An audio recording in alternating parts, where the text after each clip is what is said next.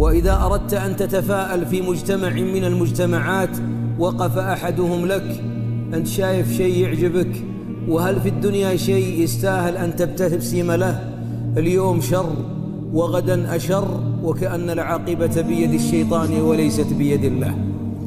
إن الحديث عن التفاؤل في الأزمات لا يجيده أيها الأحباب إلا من يعرف الله. الذي يعرف الله لا تضيق به السبل، الذي يعرف الله لا تتصحر روحه، الذي يعرف الله يعلم أن العسر لا بد أن يعقبه اليسر، الذي يعرف الله يعلم أنه مهما كادت السماوات والأرض لو كاد كمن كان فيها والله لا يقع فوق ملك الله إلا ما أراد الله. الواثق بالله الذي يحسن الظن بالله يعيش في زمن الأزمات في دوحة من الإيمان وفي ربيع في صدره، مطمئن واثق لا يجزع، مطمئن لأنه يعلم أن الحول والقوة بيد الله، لا حول ولا قوة إلا بالله. يعلم أن العاقبة للمتقين، ولله أيضا عاقبة الأمور، والعاقبة للمتقين. ولذلك عندما نتحدث عن الفأل في هذا الزمن أحسب أن الحديث عن الفأل أمر واجب، لأن بعضنا ضاقت به الأرض بما رحبت، مع أن الذين نزلت فيهم الآية ضاقت بهم الأرض بما رحبت، وهم 3 من الصحابة في الحادثة التي تعلمونها بعد غزوة العسرة. وعندما مرارة بن الربيع وهلال بن أمية ومالك رضي الله عنهم وكعب بن مالك رضي الله عنه، هؤلاء ضاقت عليهم الأرض 21 ليلة، لكن ظنوا أن لا ملجأ من الله إلا إليه فتاب الله عليهم ليتوبوا. كان عندهم يقين أنها ستفرج، فرجت. أم المؤمنين عائشة شهر كامل وهي تعيش آلام قذفها، وهي أطهر من مشى على الأرض، فداها أعراضنا وأموالنا وأبناؤنا ودماؤنا، لكن الله أراد بالشهر هذا أن يمحص الصف. ولذلك قال الله بعد شهر من قذف أمي وأمك وهي حادثة الإفك لا تحسبوه شرا لكم بل هو خير. نعم، دائما المؤمن يعلم أن المصائب في الحياة لربما لا تبلغك الآخرة إلا صبرك وانتظارك للفرج. والله إن انتظار الفرج لعبادة، والله إن انتظار الفرج لهو فرج، والله إن انتظار الفرج ثقة بالله وحسن ظن بالله. وما ظنك بعبد يطرق الباب على الله ألا يفتح له؟ بلى. لماذا تأخر الفرج؟ لأن الله أحب أن يسمع صوتك ومناجاتك ودعائك ويرى دمعك، وهو ليس في حاجة لك، إنما حتى ترتفع في مقامات التوكل واليقين.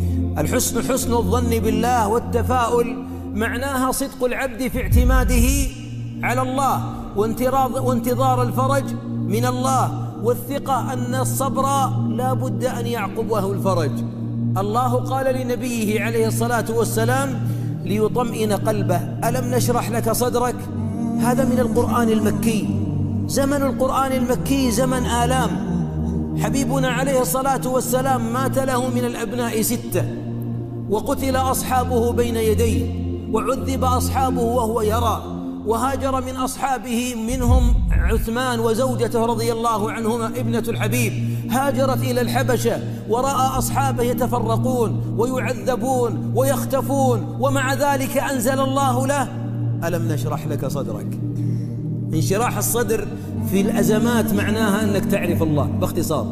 وإذا غلق الأبواب الشيطان فلأنه أراد أن تنظر للحياة مع ثقب إبرة، وأن تقول ما في فائدة، وأن تقول هلكت، وأن تقول الموت خير من هذه الحياة. لا والله، ما دام في القلب نبضة، والله ما دام في القلب نبضة وفي الحياة نظرة، إن الفرج قادم ولن يغلب عسر يسرين كما قال عليه الصلاة والسلام: ألم نشرح لك صدرك ووضعنا عنك وزرك الذي أنقض ظهرك ورفعنا لك ذكرك فإن مع العسر يسرا. تأكيد إن مع العسر يسرا. اليسر هنا اليسر بمعنى عام، والعسر عسر واحد، واليسر يغلب العسر ولا محالة، لأن الله جل وعلا له معقبات، ولأن المقاليد بيد الله، له مقاليد السماوات والأرض، لا إله إلا الله.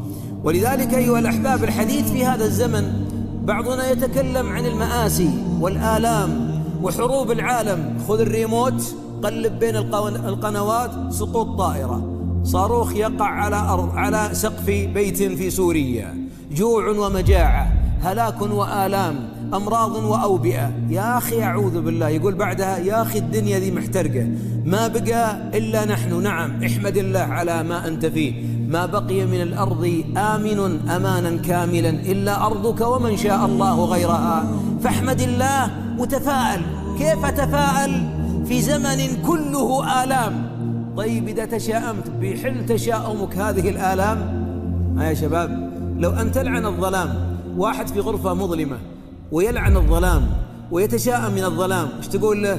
أقول الله يحفظك، ضف وجهك ودور الفيش وولع اللمبة، الله يجزاك خير، وخل عنك من الظلام ولعن الظلام، فإن لعن الظلام لا يوقد شمعة. ولذلك العبد الذي يقول أنا أنت أتشاءم لأني أتألم، تألم لكن لا تتشاءم، تألم، فإن الألم الذي أنت فيه عبادة، لكنه لا يدعوك للتشاؤم. تقول فإن الله يرى ما يقع بإخواني ويسمع كلامهم ويرى مكانهم ويسمع أنينهم، هو العظيم، هو السميع، هو البصير، هو الملك، هو الرقيب، هو أرحم بهم مني.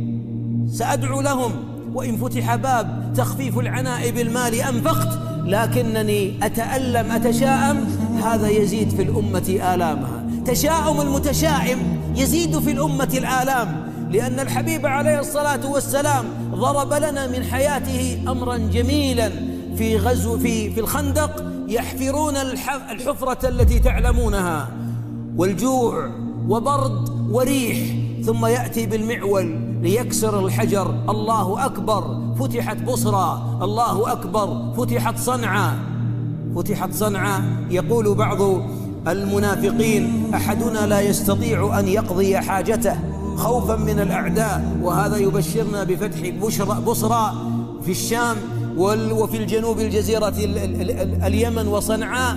أي فأل هذا؟ لكن كان الحبيب في أحلك الظلمات يضيء أملا في قلوب أصحابه، لأن المتشائم قاعد، والقاعد لا تقوم عليه أمة، والقاعد لا يقوم عليه أمل، والقاعد مكتئب، والمكتئب لا يذوق السعادة. ولن يكون ناجحا شخص إذا رأى الماء يقول يا شيخ ما في نور. لماذا ما في نور؟ الله نور السماوات والأرض، ليه ما في نور؟ أنا كيف يأتي النور لا أدري، كيف تأتي النجاة لا أدري، لكنني أعلم أن ذلك بيد العزيز الحكيم جل وعلا، الذي إذا أراد الشيء أن يكون قال له كن فيكون. هذا العظيم، أنا أثق في ربي، أعلم أعرف ربي، ولذلك أنا سعيد. تأمل في الحبيب صلى الله عليه وسلم، كان ينثر البسمة والفأل في أصحابه.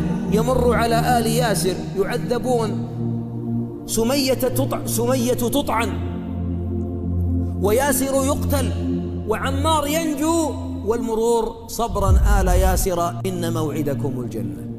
والله يا أحبابي إن ذكر الجنة، والله إن ذكر الجنة يجعل كل قلب قد يبس يعود إليه الربيع من جديد، ويورق القلب كله. حتى الآلام يا أخي، هذه الآلام ستنتهي على باب الجنة، ستنتهي الآلام بعد توديع الصراط خلف ظهرك، ستنتهي الآلام أيها المبارك مع جلوسك على الأرائك، ستنتهي الآلام عندما يدخل الملك عليك ويسلم عليك من كل باب، والملائكة يدخلون عليهم من كل باب سلام عليكم بما صبرتم. أين الآلام؟ مع صبغة في الجنة تنتهي الآلام، ومع غمسة في النار تنتهي الأفراح المزعومة الكاذبة. لذا أيها الأحباب، كان الحبيب يقول لأصحابه لا يموتن أحدكم إلا وهو يحسن الظن بالله، يثق أن الله جل وعلا فوق ما تتصور، الله أعظم مما تتصور. وإذا أعطى سبحانه أدهش العقول عطاءه، يأتيك بالأرزاق من حيث لا تدري، ويأتيك بالنصرة من حيث لا تدري، وإلا رجل يقذف في النار، إبراهيم عليه الصلاة والسلام، والنار تحترق والنار تحرق، ويرفض أن يطلب النصرة إلا من الحق جل وعلا. حسبنا الله ونعم الوكيل. قلنا يا نار كوني بردا وسلاما. النار نار إبراهيم هي النار التي عندنا وتحرق، والرب الذي أنقذ إبراهيم هو الله الحي القيوم سبحانه وتعالى. فكن مع الله كما قال من قال من السلف: أعطني إيمانا كإيمان إبراهيم أوقد لك أو أبني لك جنانا في الجحيم.